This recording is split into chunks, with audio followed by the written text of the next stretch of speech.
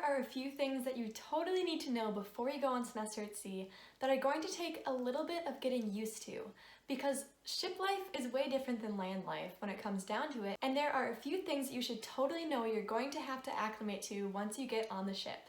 So welcome to my guide to adjusting to ship life and the 5 things that you should know are going to be different when you're on the ship as compared to when you're on land. And if you like this video, please subscribe to my channel, and shameless plug, check out my Instagram as well, and you can DM me any questions over there that you're not comfortable asking in the comment section of these videos, because I want to help you guys as much as possible and answer as many questions as I can. So let's get into everything you need to know about acclimating to ship life.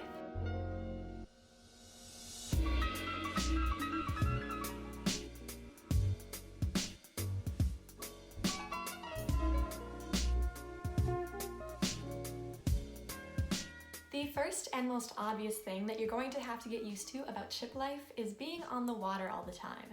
I'm sure you've heard the phrase before, like getting your sea legs, and that is so true. Like my first few days on the ship, even just walking around, I felt so shaky and so unsure of if I was gonna fall or be off balance, because before going on semester at sea, I'd never been on the ocean before on a ship. I'd been on a lake in like a little boat, but I hadn't lived on a ship or been on a cruise or anything in my entire life. So this was a totally new experience for me. And it was weird the first few days, and then even weirder when we hit rough water and rough waves, because when you're going downstairs and the waves are rough, like the ship is going up and down, so you take a step and then the ship moves out from under you and you fall like way further than you think you're going to, and that is such a weird feeling. And also they tell you not to run on the ship, and there is a reason for that. It's because if you're running, like the ship moves out from under you if we're on really rough seas, so you're running and then one foot's like off the ground and then you like fall forward. It's really scary, and it takes some getting used to walking around on the ship for sure. Also, if you've never been on a ship before like I hadn't, I didn't know if I was gonna get motion sick going into this voyage. Like I was pretty sure I wasn't going to, because I don't get sick in car rides or on roller coasters or anything like that, but I was still nervous that I was gonna get sick all the time at sea. So if you think that you might get sick, be sure to get some Dramamine at a drugstore or at like Target or something before you go, just in case. And if you get sick when you're on the ship, you can also go to the medical center, and they have seasickness patches that you put behind your ear that really help a lot of people. But seriously, one day I swear that there were at least like 70% of the ship was seasick, and we still had classes that day. I saw 2 people throw up during global studies, and one when I was just walking down the hallway, she was coming like the other way and she threw up like on a wall, and we all stopped, and like you feel so bad but you don't know what to do. Like this is something that you have to be aware of before you get on the ship. Like you have to adjust to people maybe being like sick and you just kind of having to deal with it. I never got sick or threw up, but I did feel so tired and like queasy all the time. And it's so tough because you have to keep doing your schoolwork, but when you're reading, like, I don't know if it's hard for you to read in cars, but sometimes that makes me feel sort of ill. But if you're reading on the ship and we're going up and down, it's impossible to read. You feel so sick. So I had those like bracelets you can get that have pressure points on your wrists, and I would put those on when it was really wavy, and I don't know if that was a placebo effect or if they actually worked, but it made me feel better to have them on. And then I would just spend the really rocky days in my room most of the time, as would everyone else. Being on rough seas sort of just makes you really tired, and you sleep throughout the entire day because you don't want to stand up and feel worse. So this is something you're gonna have to adjust to when you're at sea, and you never know if you're gonna feel sick or fine, so it's something you have to be aware of. The next thing that you're going to have to adjust to on the ship are strict meal times. So I know for me personally, like if I had the choice, I probably wouldn't eat any big meals. I would just snack throughout the day whenever I was hungry and eat something small and then come back and get something else later. But that is not an option for you on the ship. All of the foods are served buffet styles and have strict times, and I've gone over in another video all of the food that's available for you on the ship at these times. But the thing you have to know is that you're not allowed to take anything out of the dining halls with you. Even if it's fruit or like a bread roll, they do not want you taking stuff out of the dining halls for fear of pests and the food like rotting in your room and attracting rats onto the ship. That'd be a horrible thing to have on the ship. So they're sort of strict on this.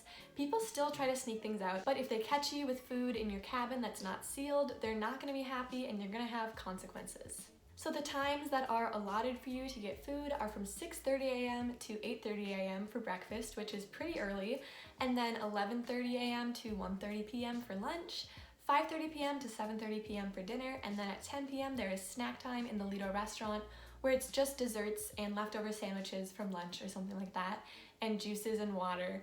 But besides these times, there isn't free food available on the ship, so you're either going to have to bring your own snacks or pay extra for snacks at the pool bar. And I did not pack the correct snacks for my voyage, and I've made a whole video about the snacks I wish I packed and the snacks that you should pack, and everything you need to know about snacking so that you're more prepared than I was. And I didn't want to go to the snack bars all the time to buy food because I was trying to travel as cheaply as possible for this trip because it was already pretty expensive. So just pack your own snacks and know that you're going to have to adjust to having stricter meal times than you're used to. The third thing that is sort of hard to acclimate to when it comes to semester at sea is balancing your times you're going to be doing homework with the times you're going to be having fun. Because it's really easy to forget that semester at sea is a university and that you're getting credits for doing these classes that you're doing, and it's not just a way to travel and see the world, which of course it is, like you are seeing the world, but it's not just a vacation. You actually have to go to classes and try to do well. Because if you're not in good academic standing and if you skip every class and don't turn anything in, the deans can call you in, or the academic dean can come and talk to you about your academic standing, and they could send you home potentially because you're not following academic regulations and guidelines. So you need to find a balance that works for you between lying up by the pool and hanging out with friends and staying up all night and actually getting your homework done. It's especially hard when you're in country and you're supposed to turn something in like the day you get back, which always seems to happen. They always want a reflection like right when you get back on the ship or like the night of. So it's really hard to balance this because like, are you going to do it while you're supposed to be exploring the countries, like take time to do homework? Or are you going to like not do that, but then not get it turned in on time and do worse in your classes? It's something that I didn't think about before I went on my voyage and that you have to get adjusted to. The fourth thing that you have to acclimate to when you're on the ship that is actually so important, like maybe the most important thing on this list, that I was just not prepared for when I was going on my voyage, is that you're not going to have like any alone time.